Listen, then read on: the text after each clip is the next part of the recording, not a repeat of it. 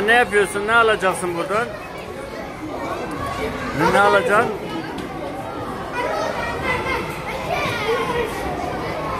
Ne alacaksın? Portakal mı alacaksın? Kumbaraya koyuyorsun paranı.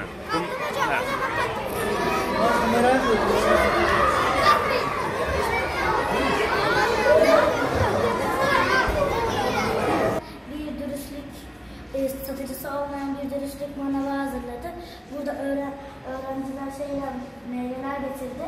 Meyveleri alıyorlar, paralarını bırakıyorlar. Bu manavda dürüstlüğü, doğruluğun önemini ölçmek istedik. Meyveleri arkadaşımızın anlattığı gibi biz kendimiz evden getirdik. Para kutuları koyduk. Oraya üstüne yazan fiyat kadar parayı koyuyorlar.